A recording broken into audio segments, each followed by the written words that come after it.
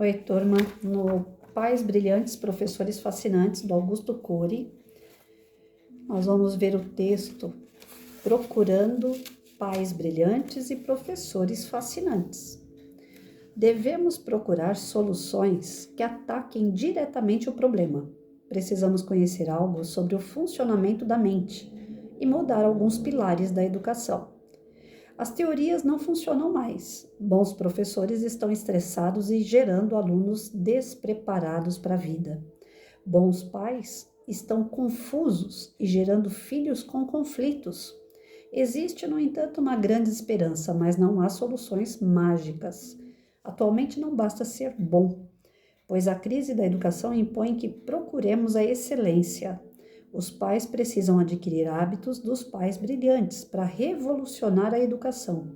Os professores precisam incorporar hábitos dos educadores fascinantes para atuar com eficiência no pequeno e infinito mundo da personalidade dos seus alunos. Cada hábito praticado pelos educadores poderá contribuir para desenvolver características fundamentais da personalidade dos jovens. São mais de 50 essas características, entretanto, raramente um jovem tem 5 delas bem desenvolvidas.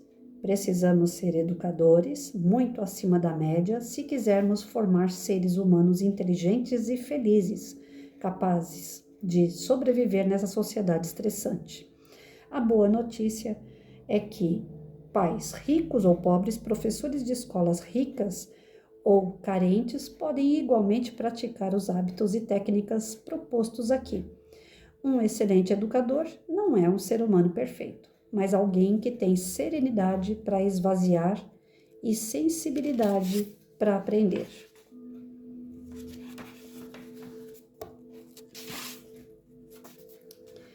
Então, assim, o livro ele instiga a gente que nós precisamos mudar a nossa conduta, seja como pai ou professor. Para a gente mudar a nossa conduta, nós vamos ter que reaprender a sermos pais e professores. O sistema educacional, ele foi entrando em decadência a partir de 92. Aí eu vou dizer para vocês por que eu acho que entrou em decadência a partir de 1992. Eu me formei em 91. Me formei em História, Geografia, USPB, Educação Moral. Eu podia dar aula até o ensino fundamental 2 e médio, em caráter excepcional ou médio, nas disciplinas de História e Geografia. Quando foi em 92, eu dei aula de USPB, Educação Moral. Foi o único ano. Quando foi em 93 já não tinha mais. Acabaram com a Educação Moral e USPB, e colocaram essas disciplinas, segundo a lenda, dentro do conteúdo junto com história. Se o professor de história mal consiga dar o conteúdo dele com 3 aulas semanais, imagina com 2, porque eles diminuíram a carga de história e geografia de 3 para 2 aulas por semana. Diminui a carga e coloca mais conteúdo dentro. O professor não deu. Dali em diante a gente já não via mais às quartas-feiras nem sexta-feira levantar bandeira. A gente não via comemorações cívicas. Não víamos mais no pátio ou nos corredores da escola cartazes envolvendo a questão de organização social ou política do nosso Brasil, que antes era tão corriqueiro. Toda vez que tinha eleições, se fazia grêmio na escola para praticar com a molecada essa questão das eleições de grêmio, orientação de chapa. Então, tudo se começava dentro da escola. Acabou isso daí. As escolas começaram a ter grêmios do tipo assim, quem quer? Olha, mas se pegar a presidência de um grêmio, tem responsabilidade. Tem isso que precisa fazer. E a molecada cada vez menos querendo pegar a responsabilidade. Ou seja, começaram a fugir dos grêmios. Começaram a dar liberdade, então, para aqueles mais bagunceiros. Ah, você não quer ficar na sala? Então entra pro grêmio.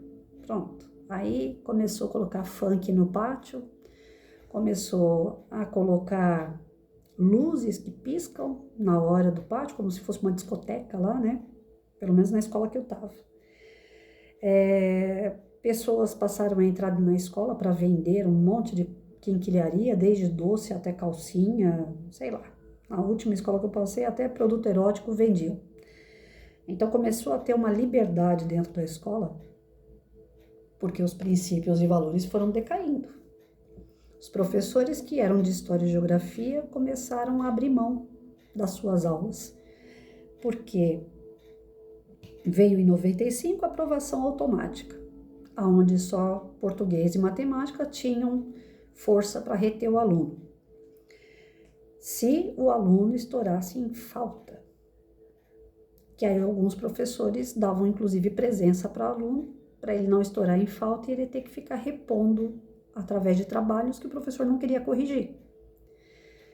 Eu vi alunos em 95 falando para mim assim, alunos bons, virando para mim falando assim, professora, eu não quero mais fazer nada, porque se eu fizer ou não fizer, eu vou passar do mesmo jeito. Quem não faz, quem não tá vindo, vai passar, então eu também não vou esquentar a cabeça.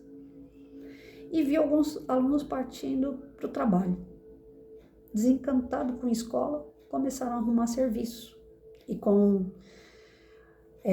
trabalhando precoce, essa molecada começou a ganhar dinheiro e não viam mais na escola um motivo para estudar, já que eles já tinham. Eu escutei de aluno falando para mim na 7ª série, professora, para que eu venho para a escola? Quanto que a senhora ganha aqui? Na época eu ganhava R$150, né? Isso já tem quase 30 anos atrás. Ele falou, tá vendo? Eu ganho 500, trabalhando no Lava Rápido. Eu ganho muito mais do que a senhora, 3 vezes mais do que a senhora. E eu não tenho nem estudo, a senhora fez até faculdade para ganhar isso daí. Os alunos começaram a ver a escola como um local de marcar encontro com meninas, meninos. Aí iam aqueles carros na porta da escola, isso eu tô falando de escola estadual, grande.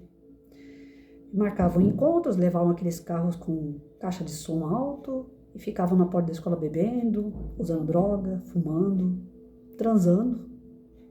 Não entravam para as aulas. Quando entrava, já entrava bêbado ou drogado.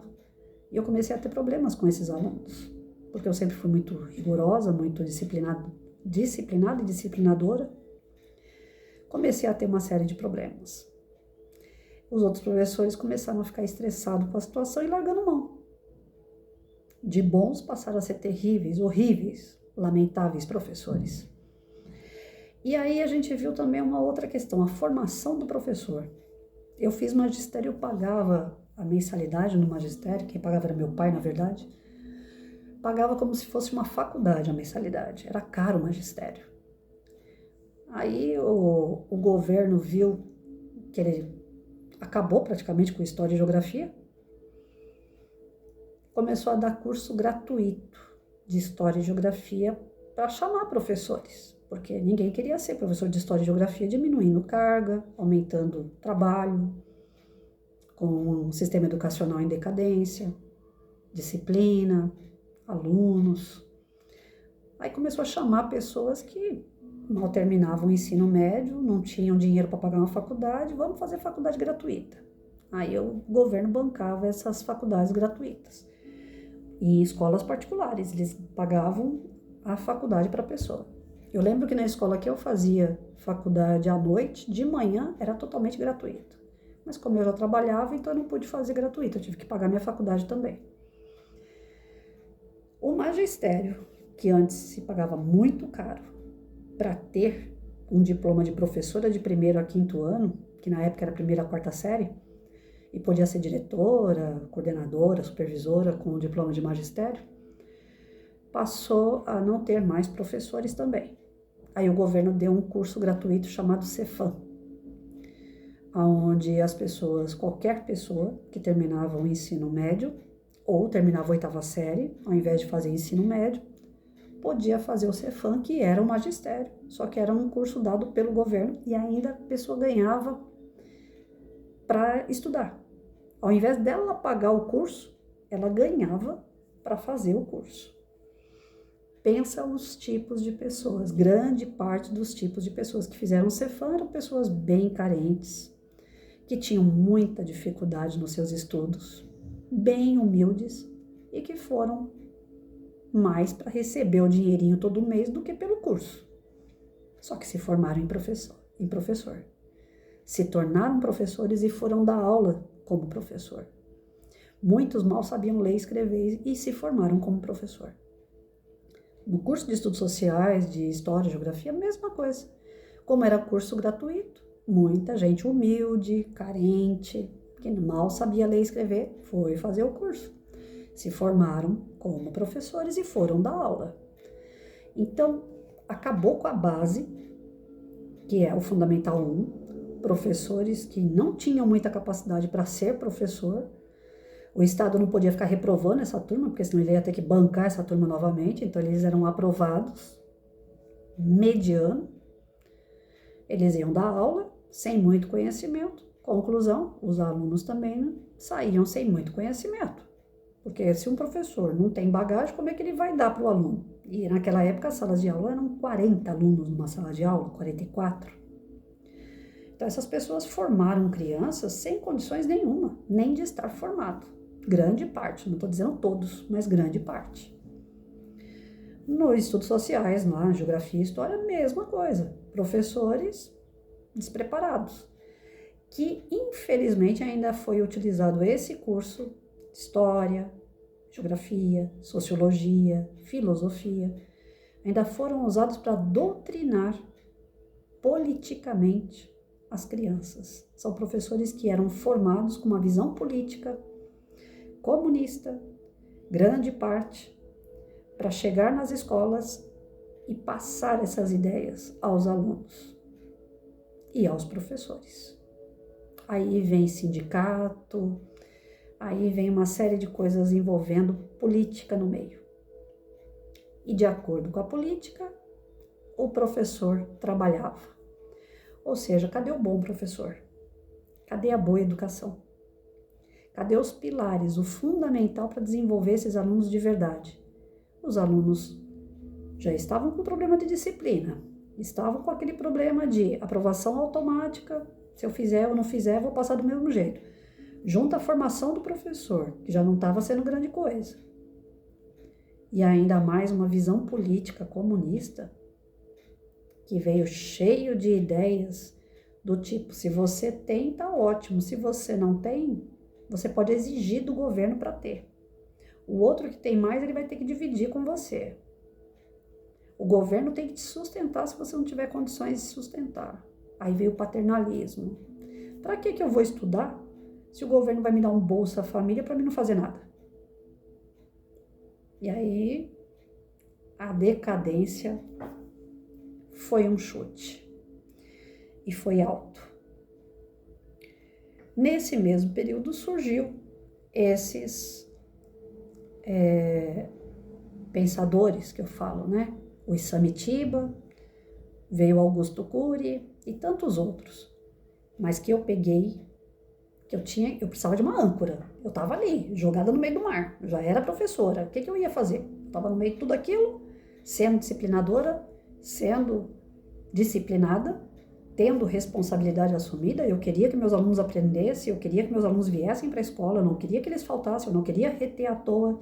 Só aqueles que realmente não querem estudar, não tem... E eu queria reter, né, aqueles que não fazem por merecer, para dar moral para aqueles que estão correndo atrás. Reprovar e aprovar por mérito. Como que eu ia fazer isso? Aí eu fui atrás dos pensadores. Aí vem o Isamitiba e fala, disciplina. Não muda teu foco. Continua disciplinando. Você precisa disciplinar para você ter o mínimo de respeito do seu aluno e retorno. Onde não tem disciplina, não tem conhecimento. Ele não se desenvolve. O conhecimento só desenvolve através da busca da responsabilidade de cada um. Disciplina. Beleza, vamos disciplinar. Arrumei indício de tudo que foi lado. Desde o sistema, direção, professores que não queriam mais disciplinar aluno, os alunos e os pais dos alunos. A poliomielite não veio à toa para mim. Eu fui disciplinar. Acontecia às vezes de eu entrar num corredor, 5 salas de quinta série, que hoje é sexto ano, quando os alunos estavam tudo na porta, que eles ficam tudo, na hora de troca de professor, fica tudo na porta, né? Um tumultuando em cima do outro. Quando eles me viam entrar no corredor, corriam tudo, sentavam nas cadeiras, pra vocês terem uma ideia como eu era o terror. Não me arrependo de nada, mesmo tendo adquirido a doença depois, devido ao estresse, mas não me arrependo. Fui a professora que entrava na escola e tinha o respeito dos seus alunos. E quando não tinha o respeito, a gente impunha de alguma forma. Aí vai daqui, vai dali. Eu conheci o Augusto Cury. Estudando o Augusto Cury, eu falei, dá para encantar essa molecada. Eu não preciso ser só ferro e fogo. Dá para melhorar. E aí, estudando, eu fui uma dessas professoras que não tentou e nem tento, e sei que estou longe de ser fascinante. Mas eu tentei aprender a chegar perto disso. Eu queria encantar meus alunos. Eu queria que fizesse sentido para eles estar na sala de aula. Porque só exigir, só disciplinar, falar, senta aí e me escuta, não era tão difícil. Era estressante, mas não era tão difícil para mim. Mas não era o correto. Eu sabia que eles iam ficar quietos, eles iam prestar atenção, porém, aprender algo que você não quer aprender não faz muito sentido. E o Augusto Cury, ele me ensinou a encantar. Você vai precisar disso aqui. Você vai usar isso aqui em tal lugar, para tal coisa. Quando o aluno tem sentido de aprender, ele aprende quieto. Ele não te dá trabalho de disciplina. E eu fui entendendo isso. Eu falei, agora acabou. Eu acho que eu não vou mais precisar ficar a ferro e fogo. Porque quando eu cheguei na sala de aula e um aluno falou para mim, gente, minha rinite está atacada. Eu cheguei na sala de aula e um aluno virou para mim e falou, professora não, ele bateu na carteira, eu dando aula lá, extrativismo, agricultura, pecuária. Ele bateu na carteira, ele tinha 5 anos a mais que eu, ele era do Carandiru, pagando o seu tempo ali dentro da escola. Ele tinha que estar matriculado para ele não ter que voltar para o presídio. Naquela época existia o Carandiru. Ele bateu na carteira e falou, já sei. Eu falei, meu Deus do céu. Todo mundo chamava ele de Giló. Pra vocês terem uma ideia que ele era bem amargo. Eu chamava pelo nome, Marcelo. Eu virei para trás e falei, Marcelo, você vai me desculpar. Você já sabe, mas os outros não, e eu preciso explicar. Ele, não, professorinha. Ele me chamava de professorinha. Não, professorinha, nem sei o que a senhora está falando aí. Pode continuar a sua aula. Eu já sei como é que eu vou matar o cara que veio matar meu irmão. Falei, minha nossa senhora. O que isso tem a ver com extrativismo, agricultura e pecuária? Nada. E foi bem na época que eu estava lendo Augusto Cury. Aí eu falei, realmente eu não chamei aquela turma para aula. Não envolvi. O que aqueles alunos que estavam na 6ª série ali vão precisar de agricultura, pecuária e extrativismo? Não vão. Então eu estava falando de coisas que não fazia sentido para eles. Eles não estavam aprendendo, não era interessante, muito menos para aquele cara que queria matar alguém. Aí eu comecei a abrir a minha aula para a gente fazer roda de conversa, saber como que era a vida deles, o que era interessante para eles, o que eles gostariam de aprender, projeto. Aí comecei a lançar projeto, comecei a trabalhar temas, não deixando o conteúdo de lado, porque a gente é cobrado, o professor é cobrado, tá lá, você tem que dar esse conteúdo aqui e acabou. Depois vai vir prova, ainda mais agora que existe Saresp, sei lá mais o quê. Então o Estado manda aquelas provas que às vezes não condiz nada com a vida do aluno, mas você tem que estar caminhando ali, né? Afinal de contas, existe aí uma hierarquia e você tem que acatar. No final das contas, eu comecei a abrir espaço no meu pouco tempo com as crianças, com os adolescentes, para a gente trabalhar o que o Estado queria e o que eles queriam. Quando eu comecei a trabalhar o que as crianças precisavam, os adolescentes precisavam, eu ganhei eles para mim. E quando você toca no emocional deles, quando você atinge essa parte do interesse deles, a coisa caminha sem precisar ser aquele ferro e fogo, sabe? De ficar, senta, não levanta, não quero você em pé, não quero você brigando com o outro, não quero você batendo, não precisa. Existe entre eles um respeito muito grande, porque um vai respeitar o desejo, a vontade do outro. Eles se tornam mais amigos. Os valores vão se desenvolvendo naturalmente, sem ter que ser aquela coisa exigida. Então, quando o Augusto Cury lança aqui esse desafio para a gente de ser pais brilhantes, professores fascinantes, não que ele queira um ser perfeito, mas que você atinja o emocional dessa criatura, que você é responsável por ela, seja filho ou aluno. como professora, eu consegui entender isso daí. É um processo muito longo. Só que como mãe, eu não tive tempo para absorver direito essas coisas. Porque como mãe é um trabalho mais isolado. Eu e o filho e eu. O pai foi embora, faleceu quando ele tinha 8 anos. Então foi uma coisa atrás da outra. Eu tinha que trabalhar o dia inteiro para sustentar, para dar o mínimo, para o financeiro não podia cair, eu tinha que bancar a casa, bancar os estudos dele, dar o melhor que eu pudesse, em todos os sentidos para ele. Então eu não consegui cativar, eu não consegui atingir o coração do meu filho como deveria. Porque era um só, mas eu não tinha tanto tempo para ele como eu tinha me dedicado dentro da escola. Então eu cobri um santo e descobri o outro. Eu me dediquei muito aos problemas que eu via lá fora e aos problemas que eu tinha dentro de casa, eu não observei. Eu achei que estava coberto, eu achei que estava tudo bem. Porque aqui ele tinha o que os outros não tinham. Então eu achei que eu estava indo bem, que eu estava mandando bem. Mas não foi bem assim. Então sempre a gente vai estar descoberto de algum lado. Só que a gente não consegue perceber isso no processo. A gente consegue avaliar depois. É como se fosse uma corrida, e na corrida você tá ali agitado, tal, e você tem que vencer os outros, não é isso? Chega lá no final da corrida, quem ganha, aí você vai ver por que que você perdeu a corrida. Você vai avaliar o pneu do teu carro, você vai avaliar o motor, você vai avaliar tudo aquilo que não deu certo. Só que agora não tem outra oportunidade de ter outro filho e fazer diferente, né? 52 anos, não vou tentar de novo. Mas vocês que assistem têm condições de avaliar, autoavaliar, reavaliar, retomar caminhos, para que vocês possam ser pais brilhantes. Mas que principal é vocês atingirem o coração, o sentimento, o emocional do seu filho, assim como também dos alunos. Esse é o caminho que o Augusto Cury vai nos mostrar, através de 7 hábitos dos bons pais e dos pais brilhantes, e depois dos professores também. Ele mostra aqui algumas receitinhas, e a gente vai estudando durante a semana. Ótima semana para todo mundo!